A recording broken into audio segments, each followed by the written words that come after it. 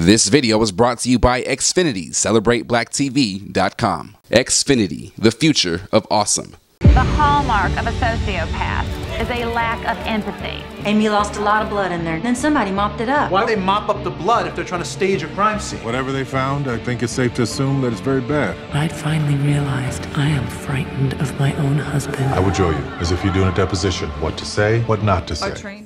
So what's up? It's like the dream team in here.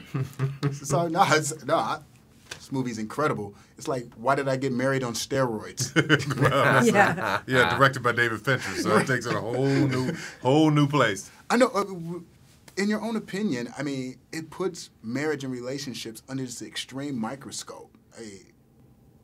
What does that mean? I think it puts the behaviors in marriage and relationships under the microscope. Yeah, the dynamics between the sexes, it's a pretty cynical look at it. And we live in a world where you're assumed that you're doing really well, and you try to present yourself at a social event, a cocktail party or something, that everything's great. We're sort of predisposed to act that way, even though there's oftentimes things aren't great and things get kind of bottled up, and this certainly exposes that. I also like the way the movie examines the media, because so often when people watch television, they watch certain shows and news channels, and the programming tells you how to think before you even know the facts, you know, what to think, how to think, and you form opinions so far in advance of the facts. Sure. And I love the way this examines that. Yeah.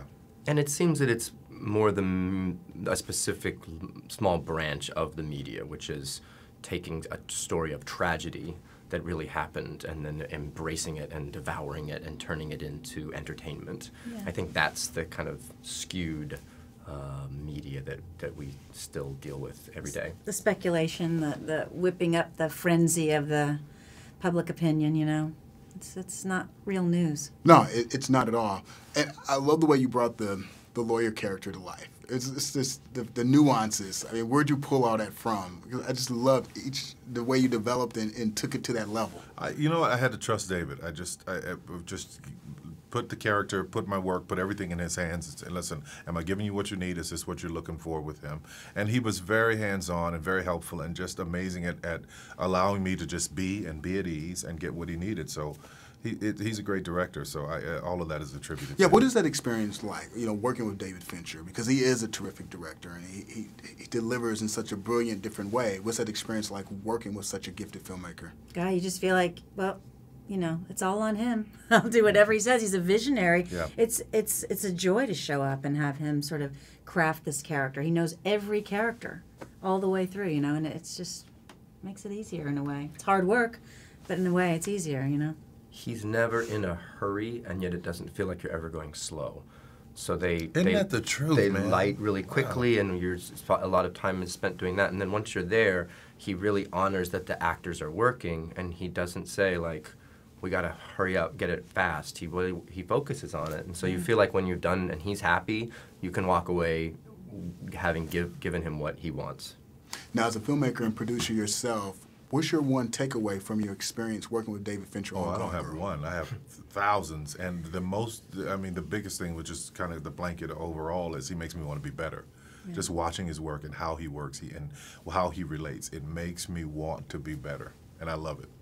Now, if you could cite, what is your all-time favorite David Fincher film, besides Gone Girl? I'm a sucker for The Game. Yeah. I just remember watching that movie with Michael Douglas and really loving his shot selection in a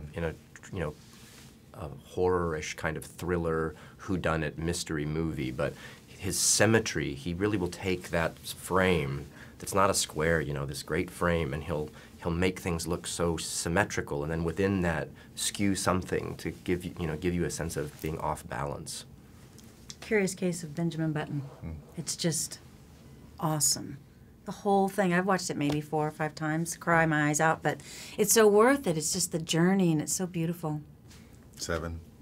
Just the brilliance of it, yeah. Brilliant. Fantastic. Thanks a lot. Thank you.